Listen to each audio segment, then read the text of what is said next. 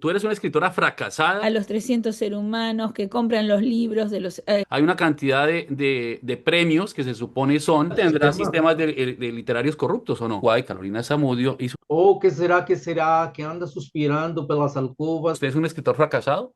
Claro, no es que soy poeta, los poetas somos fracasados. Sí, del desamor.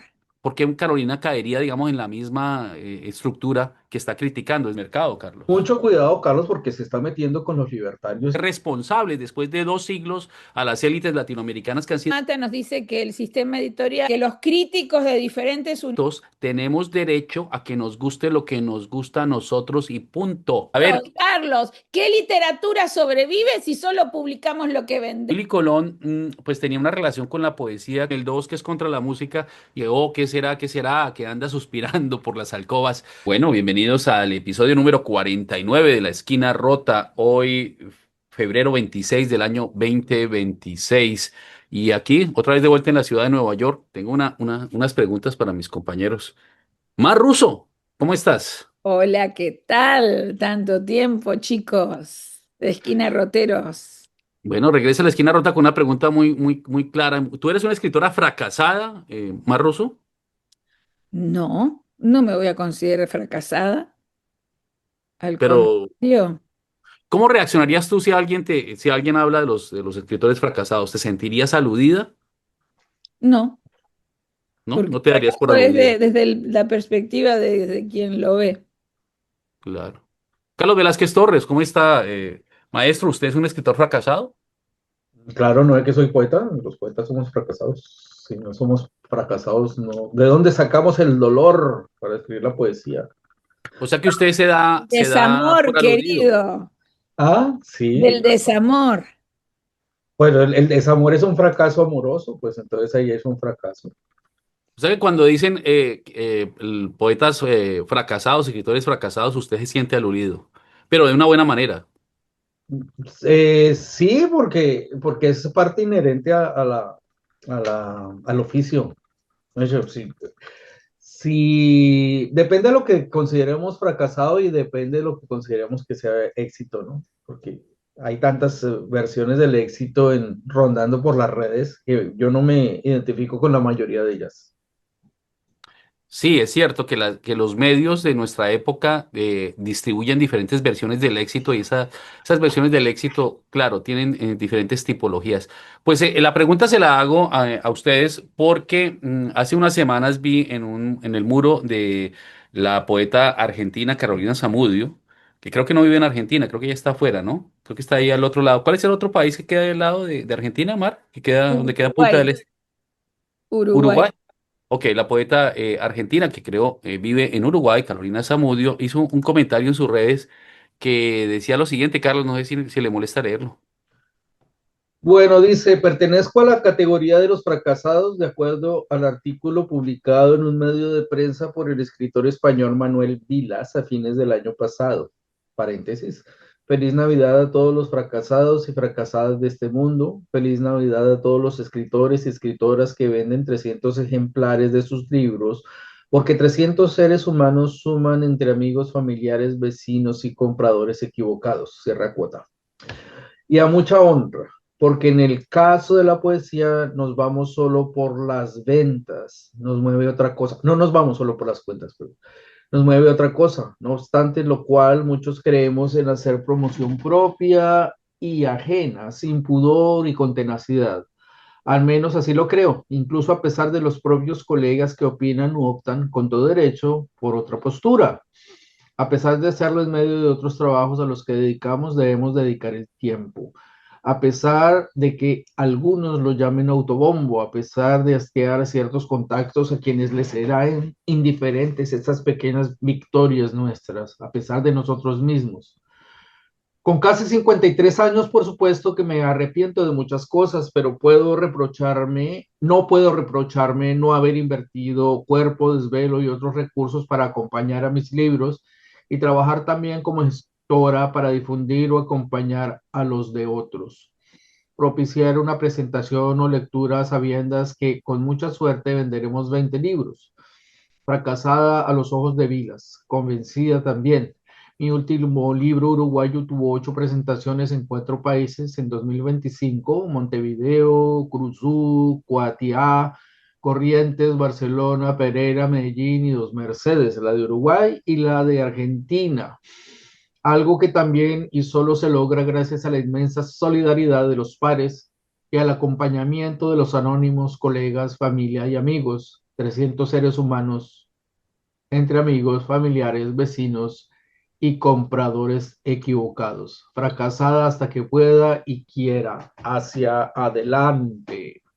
Bueno, y aquí Carolina pues amablemente incluye en su post algunas imágenes de esas presentaciones, ¿no? Que ella menciona, ¿no? En su respuesta su respuesta a Vilas, ¿no? Em, y entonces eso nos hizo pensar un poquito, ¿de dónde sale todo esto? ¿Por qué Manuel va a decir una cosa de estas? Y nos fuimos entonces y encontramos que Manuel mismo compartió lo que había dicho. Y aquí está, es un tema de Feliz Navidad, ¿sí? Mar, no sé si te animes a leer, digamos, hasta aquí, de A ver, que este. no estoy leyendo bien, aquí es muy chiquito para mí. El sufrimiento universal es mi sufrimiento. El dolor del mundo es mi dolor. Feliz Navidad a todos los fracasados y fracasadas de este mundo. Feliz Navidad a todos los escritores y escritoras que venden 300 ejemplares de sus libros, porque 300 seres humanos suman entre amigos, familiares y vecinos y compradores equivocados. Por esos 300 son porque esos 300 son una esperanza. Feliz Navidad a los 300 seres humanos que compraron los libros de los escritores fracasados. Feliz Navidad a los 300 seres humanos que compran los libros de los... feliz Navidad a Walt Whitman. Feliz Navidad a los pobres y pobres de este mundo. Feliz Navidad a mí mismo porque no me he muerto aún y mira qué duro. Yo creo que duro tanto porque tengo una gran obligación, escribir este imposible artículo todas las Navidades. Feliz Navidad a mí mismo de nuevo porque no lo habéis conseguido. No odio a nadie. Bueno, entonces ahí con su estilo particular, irónico, que no es exclusivo de él. Aquí había que aclarar que Manuel tiene derecho a ser irónico, ¿no, Carlos? Claro, eso es parte de la construcción del sentido y muchas Pero veces que la le, verdad se crea a través de ironías y sarcasmos. Pero que el hecho de que Manuel tenga derecho a ser irónico no quiere decir que la ironía es exclusiva de él. Es decir, lo que hace Carolina al de construirle su texto es un doble trabajo de ironía, ¿no?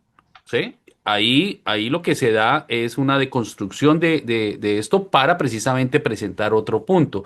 Aunque yo en realidad lo que pienso que hay en el texto de Manuel es una preocupación existencial, ¿cierto? Que estaba también en relación con otro texto que Mar nos había hecho ver. ¿Recuerdas, Mar, de qué estamos Sí, hablando? en otro texto relacionado, pero era de otro Vilas. De Enrique Vila Matas. Enrique Vilas Matas, que salió unos días antes que este texto, pero no es una casualidad pero el texto ese era más relacionado con el mundo editorial. Enrique Vilas Matas había Dame un hablado, segundo, Mar, te quiero sí, aclarar algo. El texto de Manuel es para las Navidades. es para bueno, El texto de Enrique es a comienzo del año 2026. Sin exacto. embargo, la Ujú. emergencia del texto de Enrique hace que el de Manuel cobre otra vez vigencia y en ese momento se genera este diálogo del que estamos hablando. Entonces, digamos, cronológicamente publicación, primero sale el de Manuel, después sale Feliz la Navidad. entrevista con Enrique y después viene la redacción porque esas dos cosas parece que se sumaran y sale este problema. Pero ¿qué es lo que nos dice, qué es lo que nos dice Enrique?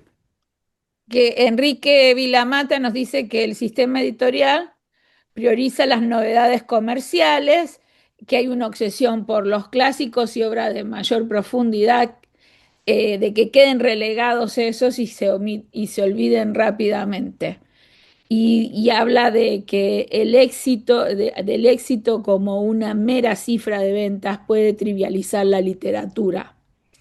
Claro, Es él habla de una cosa que él síntesis. considera la dictadura de la novedad, ¿cierto? Sí, es cuestionar la lógica del mercado editorial. Y Sí. vamos a hablar que España es la cumbre del mercado editorial en nuestro idioma. Cualquier escritor latinoamericano, ¿dónde ha sido lanzado? ¿O quién lo Sí, ha no, lanzado? ahí definitivamente, a Sí. ver, paremos ahí un segundo para aclarar que nosotros obviamente tenemos que reconocer que históricamente, Carlos, ha habido, Imar, una relación de poder de la periferia hacia los centros y de los centros periféricos en Latinoamérica hacia el hemisferio norte. Entonces, para que un escritor colombiano tenga recepción en Ecuador, curiosamente tiene que pasar del hemisferio sur al hemisferio norte a través de la península ibérica y de ahí regresar. Y de eso son responsables las grandes compañías, conglomerados de comunicaciones que son los dueños de las grandes editoriales y generan, digamos, estas condiciones. Ahí, en ese sentido, Latinoamérica se ha equivocado al no encontrar una manera de declarar una independencia completamente en el sentido de una independencia editorial completa de esos mecanismos. Y esos mecanismos también nos afectan aquí en los Estados Unidos, Carlos, ¿no? Sí, claro, porque esa es una extensión del poder colonial todavía, porque esa es la forma como todo el imaginario se construye a partir de los centros metropolitanos que son los que producen, el conocimiento, bueno, el conocimiento, los paradigmas y eso, y deciden qué es lo válido y qué no es válido, ¿no?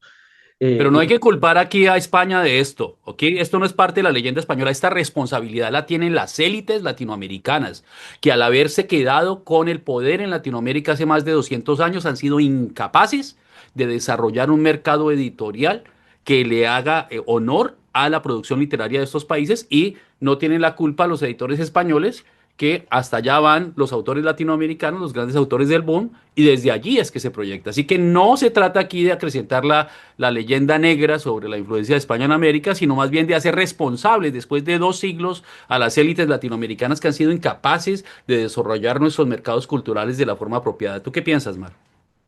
Y eso es lo que tenemos que ver, porque lo que tenemos que ver es en la marca de calidad o valor literario en que se han desarrollado estas élites, ¿no? Ujú. Que se ha generado este debate ahora entre profesionales del libro y lectores sobre el valor de las cifras de venta frente a la cultura literaria, tanto iberoamericana, vamos a decir.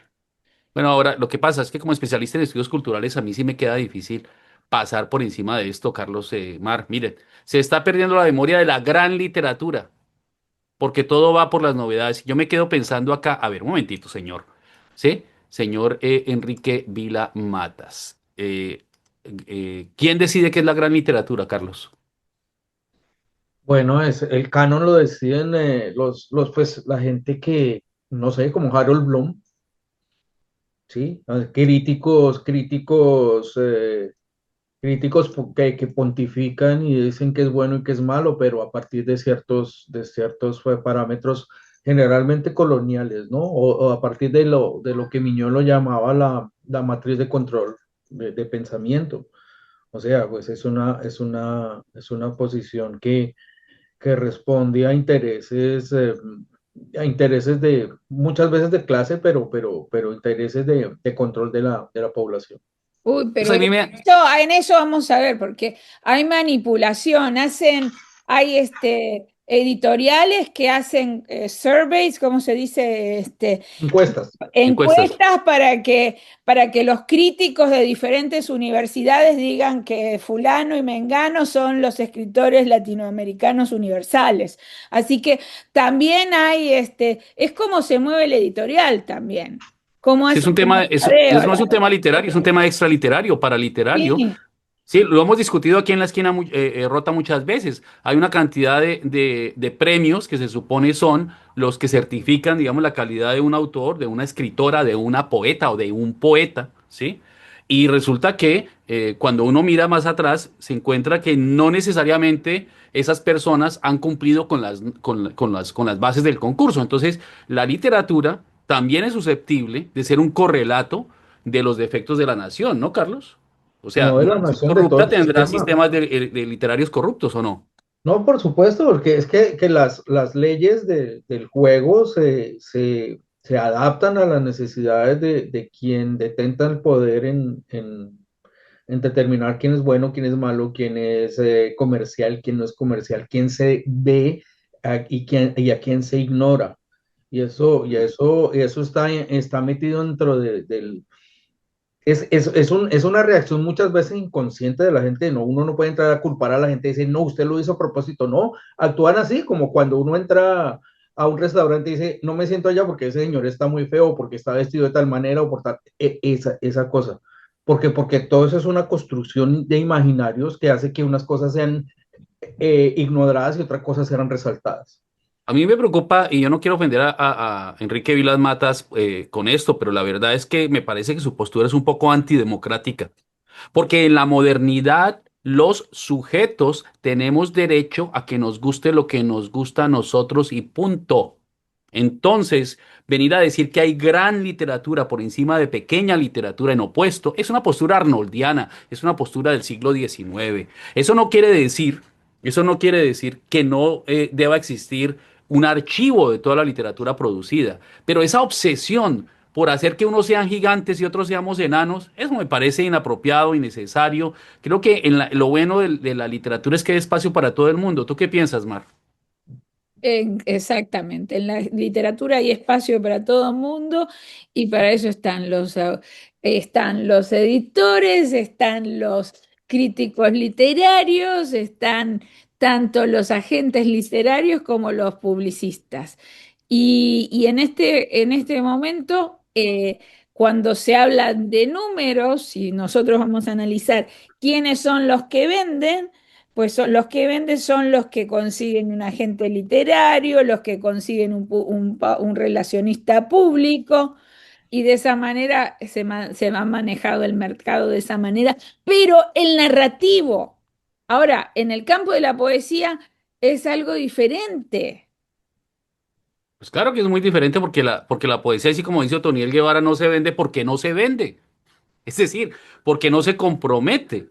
Y en ese sentido hay unos valores de los poetas. Los poetas son, por lo general, seres humanos muy valientes que son capaces de afrontar lo que decía Carlos, el fracaso constante. Yo hablaba, recuerdo, Carlos, una vez usted y yo tuvimos una conversación con el maestro William Ospina. Lo llevamos una vez a leer poemas a la Universidad Nacional. Íbamos en su carro, Carlos, y yo le preguntaba a William, en esa época éramos escritores muy jóvenes, Carlos y yo le decía, maestro, ¿por qué un libro de superación personal de un exitólogo vende en la feria del libro 20.000 ejemplares en 3 días y un libro de un poeta no llega a vender 1.000 ejemplares en 3 años? Entonces William se quedó pensando. Me dijo, Carlos, tiene sentido, es lógico, porque de alguna forma el libro de superación personal, del éxito, invita a las personas, al lector, a los lectores, a reconciliarse con el éxito, con el triunfo. Mientras que de una forma también muy cierta, la poesía invita al lector en algunos casos, en muchos casos, a reconciliarse con formas del fracaso. En ese sentido, entonces, la poesía no puede aspirar a ser un producto consumido por las masas de la misma forma que se consume un libro de superación personal. ¿Qué piensa, Carlos? Pienso que todo esto depende de cómo relacionamos todo con una verdad universal que es el éxito y el éxito simplemente es una extensión del mercado. O sea, todo el éxito se interpreta a través de si se puede vender o no. Entonces, por eso es que vemos influencers, en internet que venden un cursito de lo que sea y lo insultan a uno porque uno es exitoso y tienen miles, cientos de miles de seguidores, porque precisamente están haciendo lo que el maestro Julián Ospina había mencionado, le mencionó a usted en esa charla, ¿no? Y la poesía no necesariamente está hecha para ser exitosa en el sentido que estamos vendiendo. Exitoso seguiría siendo Pablo Neruda exitoso, por ejemplo, Pablo Neruda vendiendo los 20 poemas de amor y una canción desesperada, que tal vez es de los libros que más se vende o de los libros de poesía que más se vende sería Benedetti, sin ser los mejores poetas o sin ser la mejor poesía. Y otros poetas fabulosos van a permanecer en el ostracismo y en el completo anonimato. Yo no Pero creo en esto de mejor y peor, ¿no? De todas maneras, Mar, ¿qué dices? lo que decía es que aquí el problema, las palabras que detonaron toda la polémica es, si vendes menos de 300 libros, eres un fracaso. Claro. Esa es la oración que detonó la polémica. Y funciona como sentencia, no como análisis, porque acá no importa tanto si lo dijo literalmente o si no en un contexto más amplio.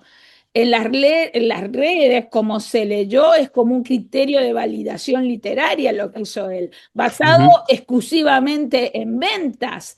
Entonces, eso en poesía es dinamita.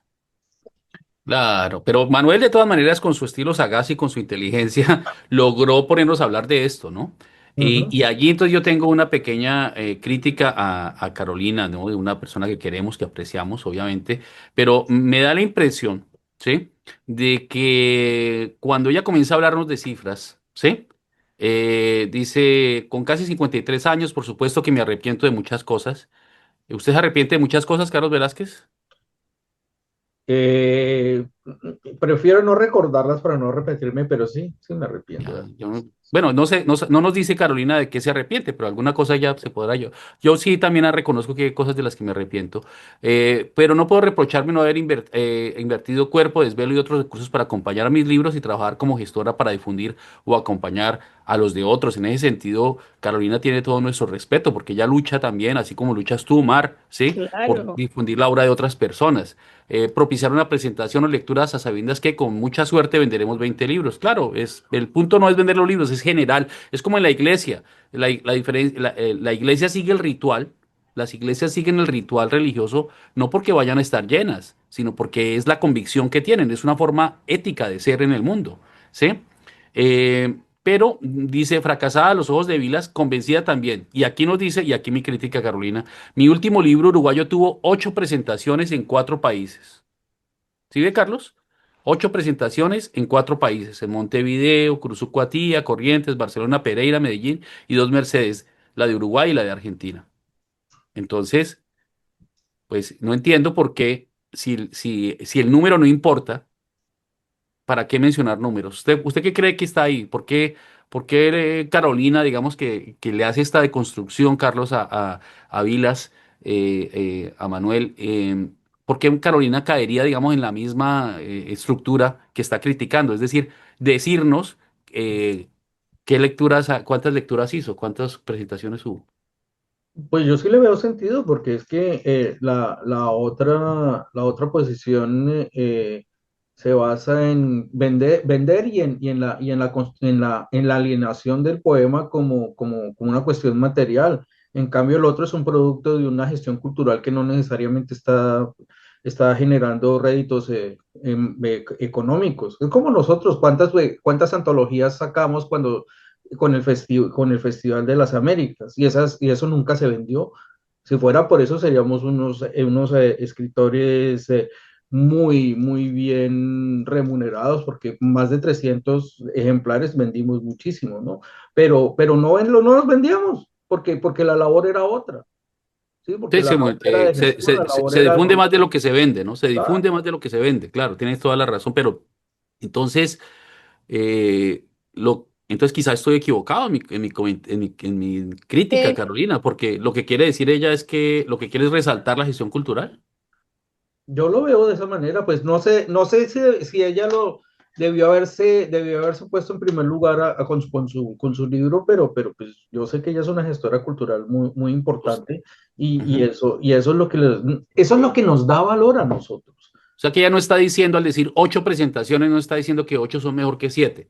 ni está diciendo que los escritores que tienen 6 presentaciones, sino 8, y que no están en 4 países, sino en 2 o en uno, eso no es, o sea, ya no está desdiciendo de eso. Eso es lo que usted lee ahí, hermano.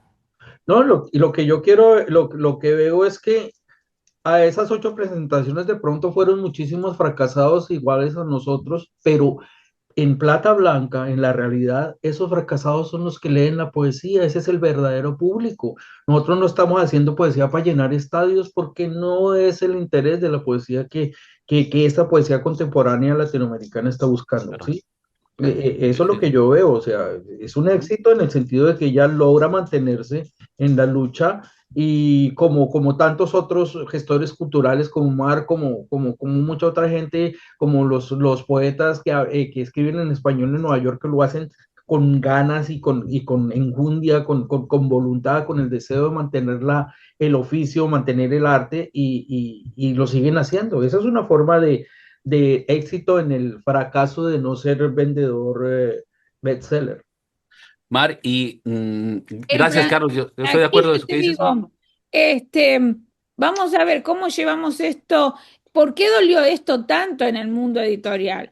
Porque muchos poetas entendieron este mensaje como, si no vendes, no importas. Ese es el mensaje que leyeron los poetas, que este escritor no quiso mandarle el mensaje a los poetas, definitivamente lo abrió al campo narrativo, pero bueno, los poetas sí lo tomaron de esta manera, como si no vendes, no importas, y eso choca con la historia misma de la poesía, en gran parte con la tradición poética. Es como que hay marginalización, el asunto es cómo se sostienen las editoriales pequeñas ante estas ventas, cómo circula un libro en las comunidades reducidas, cómo construyen estas influencias sin cifras, ¿verdad? Pues a mí me parece muy importante el concepto que nos presentaba Huberto Stabile, ¿no? Porque él hacía un salón de libro dedicado a la bibliodiversidad. Yo pienso, ok, que la bibliodiversidad es más importante que el canon. El derecho de la diversidad literaria a existir, de la variedad literaria a existir. Porque obviamente, cuando vamos y releemos y nos encontramos con una autora como María de Sayas, ¿cierto, Carlos? Entonces uno dice un momentico, aquí el canon merece ser reescrito. Pienso que la historia, pienso que los lectores tienen derecho a tener acceso a ese archivo. Entonces, al final de cuentas, especialmente en el caso la poesía existe a pesar de todas las condiciones de producción y de consumo en el mercado. La poesía sobrevive a todas estas críticas, pero también, y aquí atención, y este es mi punto, ese es el punto central de mi crítica a Enrique, es también existe porque es diversa, también existe porque es inclusiva y no hay que tenerle miedo a la democratización del derecho a escribir y a existir como autor, como autora, como persona que escribe. Y eso no nos tiene por qué generar espanto. Que haya más personas que escriben, que haya más libros que se publican, es mejor a que haya menos. Así, los grandes estandartes que se han generado a través de la historia tengan que ceder un poquito de su espacio a voces emergentes, a voces diversas o a voces que estaban enterradas por la historia. ¿Qué piensa usted, Carlos? Yo pienso que esos discursos son realmente una extensión del poder de esa ideología capitalista que viene desde la colonialidad. De hecho, la importancia, y de acuerdo con lo que usted dice, es que dentro de lo local, en el espacio local, se sigue produciendo y ese espacio local, esa producción local está fuera del conglomerado de los magnates del mundo editorial, ¿no? Digamos, de los que venden. Y sin embargo, en cada calle seguimos viendo la poesía y la gente sigue haciéndola. Ese es el valor de la poesía misma y la humanidad puede estar en peligro, pero la poesía va a seguir existiendo en esos espacios locales, más allá de los centros metropolitanos. Bueno, y ahí dejamos ese tema porque, no, Sí, dime, sí, Mar. yo lo que quiero decir, el criterio de Vilas, a ver, sin cancelar a Vilas, es que Vilas pone sobre la mesa una incomodidad real, Mm, la sostenibilidad literaria. El error no es hablar de ventas, el error es simplificar el diagnóstico y eso evita la cancelación y habilita un pensamiento crítico ante esta situación. claro, tienes razón, es muy acertada esa lectura tuya, Ujú. además como una persona que se dedica a hacer lo que mencionaba Carolina, ¿no? Tú te dedicas a mantener vivas las voces, ¿no? A celebrarlas, a entregarlas, y entonces no. eh, también hay un tema y es que el lenguaje escrito no permite los detalles de lo no verbal, ¿no? Y entonces ahí a veces se presentan muchas interpretaciones complicadas. Y hablando de Como, interpretaciones complicadas y difíciles, sí, Mar, ¿a ti te gusta claro, la salsa? mira, Carlos, como tanto vos, Carlitos, que somos emprendedores literarios, entrepreneurs, ¿verdad? Si llevamos esto al plano editorial, el problema no es que un actor no quiera vender. El problema es convertir la venta en el único criterio de existencia de ese libro. Y las editoriales independientes no fracasan por vender poco, fracasan cuando dejan de sostener el proyecto, dejan de sostener la ética y dejan de sostener un catálogo. Claro. Y Ahí Ujú. hay está. maneras de mantener, hay maneras de mantener estas cosas vivas. Uno ve, por ejemplo, cuando uno va a los países de Europa Oriental, cómo las naciones tienen sistemas para asegurarse de que sus literaturas son presentadas. Hay muchas lenguas que están luchando por la supervivencia, Carlos, Mar, porque necesitan mantener escritores y, por ejemplo, en Lituania, uno ve cómo el Estado está comprometido con el mantenimiento de la existencia y la diversidad literaria en lengua lituana, y eso es una cosa loable. No Mm. todo necesariamente pasa por el mercado, Carlos. Mucho cuidado, Carlos, porque se está metiendo con los libertarios y esos señores son bravos y le van a decir que usted es un anticapitalista y que las cosas que no venden deben de ser erradicadas porque si no sobreviven en la, en la jungla del mercado no merecen existir. O Pues a sea, esas personas yo les voy a responder que en el capitalismo yo tengo derecho a hacer con lo mío lo que yo quiera, y que si yo con lo mío quiero dedicarme a escribir, pues tengo derecho a escribir como cualquier persona. Cualquier persona tiene derecho a escribir como cualquier persona tiene derecho a leer. Y aquí nadie le puede enajenar, de la misma forma que uno no le puede enajenar a otro la propiedad privada en el capitalismo, tampoco le puede enajenar a otro su derecho a tener una voz en el poema, su derecho a representar su propia lírica, su propia historia, su propia épica. Y al que no le guste eso, pues está viviendo en el siglo equivocado y está viviendo en el modo de producción equivocado. ¿Cierto, Carlos? Carlos, de acuerdo. vamos a ver, ¿tiene sentido exigirle a la poesía los mismos resultados del mercado narrativo? Por supuesto que no, pero precisamente hay una tendencia a generalizar y a meter a toda la gente en cubículos y a ponerlos a homogenizarlos y a ponerlos a funcionar dentro de leyes que no son inherentes a su propio campo de acción y a sus propias Sí. expectativas. Ahí está Y a el mí me, problema. sí, a mí me parece un poquito medievalizante eso. Y nosotros ya estamos tratando de dejar la Edad Media, por lo menos en Latinoamérica. Pero, a ver, Carlitos, Carlos, ¿qué literatura sobrevive si solo publicamos lo que vende? no, pues obvio, eso es equivalente a acabar con la bibliodiversidad, es equivalente a lo que nos pasó en América con la extinción de cuántas naciones. Cuando nosotros perdimos todas esas lenguas, como que las perdimos curiosamente más en el siglo XIX, después de la independencia, que antes, pero eso es otra discusión. La literatura que sobrevive tiene que ser la literatura que da testimonio de nuestra época y tiene que ser tan rica y tan diversa como la época. ¿Sí? Yo creo, para terminar esta conversación con ustedes, tal vez el fracaso sea creer que la literatura solo existe cuando se convierte en producto y nosotros no queremos convertir la literatura en un producto. Pues la escritura de poemas obviamente es algo que trasciende, sí, que desborda, que precede y que va a sobrevivir a cualquier tipo de tiranía de los modos de producción y del mercado. ¿Cierto, Carlos? Eso espero. Y entonces, pregunta, ahora sí llevo 10 minutos tratando de hacer esta pregunta más ruso, ¿a ti te gusta la salsa? Me encanta. ¿A dónde vas tú a bailar salsa? Porque yo sé que tú no sales por Aguanta, ahí. propaganda gratis a Guantanamera. ¿Y dónde queda Guantanamera aquí en Manhattan? En la 56 y octava avenida es el único lugar que tiene salsa en vivo todos los días. Imagínate. Entonces en Guantanamera, imagino que le habrán hecho un homenaje al maestro Willy Colón. Hay que preguntarle al cantante guantanamera, Antoine Alvear.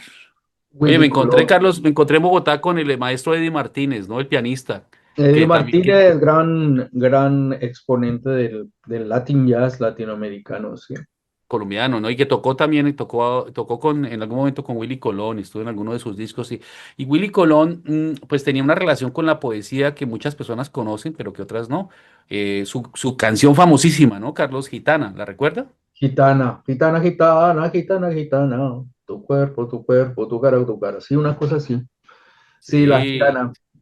Y él tiene, y hay un verso que resulta, en una parte de la letra de Gitana, ¿sí? En la que él dice, las palabras son de aire y van al aire. Pero resulta que esto es una reescritura de una rima, la rima 38 ¿de quién, Carlos? De Gustavo Adolfo Bécquer, el poeta español romántico. ¿Y qué es lo que dice Becker? Los suspiros son de aire y van al aire, las lágrimas son agua y van al mar. Dime, mujer, cuando el amor se olvida, ¿sabes tú a dónde va? Ah, ¿Sabes tú a dónde va? ¿Sí? Y entonces lo que hace Willy es que él retoma esta rima de Becker y dice, las palabras son de aire y van al aire. Mis lágrimas son agua y van al mar. Cuando un amor se muere, dime niña, ¿a dónde va? Dime niña, ¿a dónde va? Y a ese ritmo bailas tú, Mar, ¿sabías? ah. ¿Mm? Pero Mira que octosilábico. ustedes tienen que ver a Jane Austen bailando, ay, perdón, a ver, a nuestra Jackie bailando A salsa. Jacqueline Lowery baila salsa. Salsa, exacto, Ah, la qué Mira tienen bien. que eso. ver. Bueno. Pero Vea que yo la soy bailan en el uno, uno o la bailan en el dos, porque yo no, porque es que a mí me molesta ese cuento, porque es que bailan en el dos, que es contra la música, y nosotros, el profesor Velázquez y yo, venimos de esa tradición en la que uno baila con la música, no contra ella, ¿no, Carlos? que pasa es que la salsa tiene dos sistemas, como el joropo, uno va a tiempo y otro va a contratiempo, depende de la música. Pero ¿Y yo usted quiero cuál decir, Yo prefiere? quiero compartir con ustedes mira, un yo poema. no, mire, espérate un momentico, yo soy uno de los exiliados culturales de mi país, porque en mi país, si no bailaba uno, estaba relegado al ostracismo. Yo mantuve, mi compañera de fiesta siempre fue la escoba, porque allá al que Ujú. no baila le dan una escoba. Entonces yo no soporté la crítica cultural y tuve que irme del país por eso. ¿Qué Quiero dices, que Mar? compartas, por favor, el enlace de Álvarez, de la poeta Sí. Jenny Álvarez, que próximamente lanzará su libro Salsérrima, y en el libro sale un poema a Willy Colón. Ah, sí, mira, Y en Alba, un sí. poquito más abajo, más No, es sigue, que sigue. no lo tengo en Ay, no lo esto lo que, no, tiene, no lo tiene público, no lo tiene no lo público tiene en Alba. público. A ver si se Salsérrima, ese libro entonces que va a salir de Jen Alba. Bueno, saludamos a Jen Alba, sí, pero vamos con Willy Colón. Más poemas que haya musicalizado Willy Colón, Carlos Velázquez No, Torres. pues él graba la canción No ¿Qué será? Que también fue una canción que viene que es una canción de Chico Buarque de Holanda y la graba en versión salsa. Esta canción de Chico Buarque originalmente también fue parte de la banda sonora de la película Doña Flor y sus dos maridos, pero es un poema en sí mismo, ¿no? Es un poema, pues Chico Buarque es un poeta, además de autor de canciones, pero el movimiento de la canción en los 60 en Brasil es un movimiento poético también, y es No, una... no, y la tradición de los poemas cantados en Brasil es una gran tradición, ¿cierto? Es una tradición que está viva y ese poema de ¿o qué será? Dice, oh, qué será? Que anda suspirando por las alcobas, que anda susurrando en versos y trovas, que anda descubriendo bajo las ropas, que anda en las cabezas y anda en las bocas, que va encendiendo velas en callejones, que están hablando alto en los bodegones, gritan en el mercado, están con certeza, es la naturaleza, ¿qué será? Que no tiene certeza ni nunca tendrá, lo que no tiene arreglo ni nunca tendrá, lo que no tiene tamaño.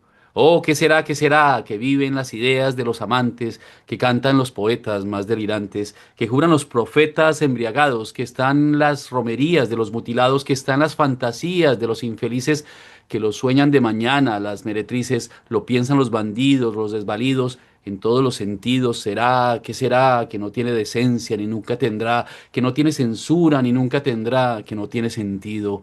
Oh, qué será, que todos los avisos no van a evitar, porque todas las risas van a desafiar y todas las campanas van a repicar, porque todos los himnos van a consagrar, porque todos los niños van a desatar y todos los vecinos irán a encontrar el mismo Padre eterno que nunca fue allá, al ver que el infierno lo bendecirá, que no tiene gobierno ni nunca tendrá, que no tiene vergüenza ni nunca tendrá, lo que no tiene juicio. Ujú. Usted tenía Ahí una les, versión en portugués, ¿no, Carlos? qué Sí, la versión belleza. en portugués tiene cuatro estrofas, una más que la de versión de Willy Colón. Me perdonen el acento colombiano de portugués. ¿Quiere compartir la pantalla, Carlos, o prefiere Sí, leer? sí, sí, sí, aquí está. Eh, Oh, que será, que anda suspirando pelas alcovas, que anda sussurrando versos de trovas, que andan combinando no breu das tocas, que anda nas cabeças, anda nas bocas, que andan acendendo pelas nuvecos, que estão falando alto pelos botecos, que grita nos mercados, que com certeza esta natureza que será, que o que não tem certeza nem nunca terá, o que não tem concerto nem nunca terá, o que não tem tamanho. E sigue. Tararararán, tararararán. Siga, Así Carlos, siga.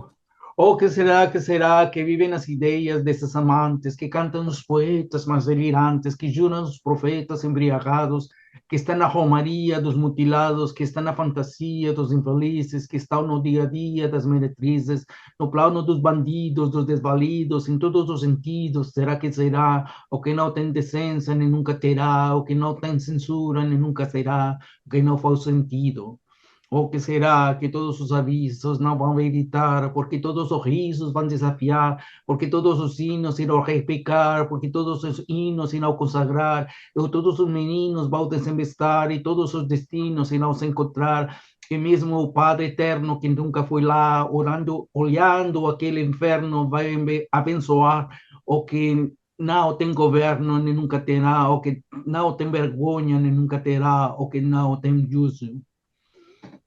Y la última, o qué será que todos los avisos no van a evitar, porque todos los risos van a desafiar, porque todos los signos irán a repicar, porque todos los signos irán a consagrar, y todos los meninos van a desembestar, o todos los destinos irán a encontrar en un mismo Padre Eterno que nunca fue lá, olhando aquel infierno, va a abençoar, o que no tem governo, ni nunca terá, o que no tem vergonha, ni nunca terá, o que no tem juicio. Oh, ¿qué será, qué será? ¿De qué será? Ahí les pasé la copia del poema que escribió Jenny al gran varón. Mm. Ah, ya, Sí, sí lo estoy viendo también. y entonces viene dedicado al gran Willy Colón y Salsérrima que viene en camino.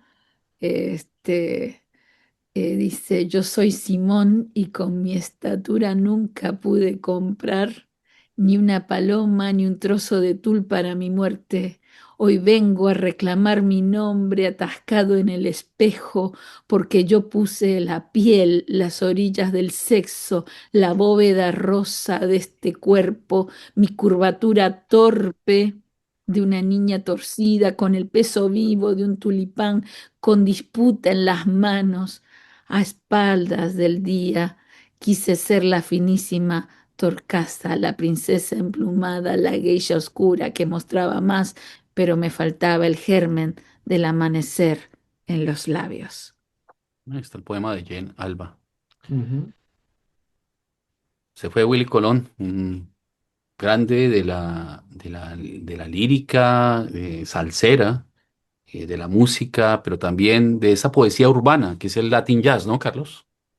Y de la salsa nacida en el barrio, en el Bronx, en Nueva York, ese fenómeno de resistencia social y de permanencia cultural, de resistencia en Nueva York, en una época tan dura para los hispanos en, en los Estados Unidos. Yo prefiero al Willy Colón de esa época que al Willy Colón de los últimos años, porque él dio un giro político que yo realmente no compartí mucho, pero en los inicios de todo el movimiento de la salsa en Nueva York fue un movimiento de identidad que hizo fuerte a los hispanos en la ciudad. Pues a mí me parece que independientemente de cualquier trasegar ideológico que haya tenido, lo que sí tiene la vida de Willy Colón, la historia de Willy Colón, es que es muy latinoamericano, a pesar de haber nacido en el Bronx. Es un latinoamericano del Bronx. Ujú. Y su obra en nuestra lengua común, con nuestro ritmo común, que se alimenta, como hemos demostrado, de las líricas, de nuestra lírica común también, pues es una obra que a mí me mueve el alma, ¿sí? Que también me mueve los pies y que yo quiero celebrar el día de hoy, ¿no? Con ustedes en el episodio número 49 de La Esquina Rota sobre Mesa ¿Ustedes se Poética. dieron cuenta que cuando Benito cantó, mencionó en la canción a Willy Colón? Sí, pues no, él menciona a Willy Colón, porque es que definitivamente em, Bad Bunny reconoce cómo estas voces latinoamericanas de Nueva York mantuvieron viva esta identidad que hoy en día le permite a él ser la persona que es, ¿sí? Eso es clave, eso es clave. Y bueno, y con eso entonces que quedamos así, ¿no? Le seguimos pidiendo a los amigos que se suscriban, que nos sigan, que nos acompañen cada semana. Esperamos estar más frecuentemente, esperemos volver la semana entrante con el episodio número 50 de La Esquina Rota sobre Mesa Poética. Hasta luego. Hasta Chao, luego. chao. Nos vemos, chicos.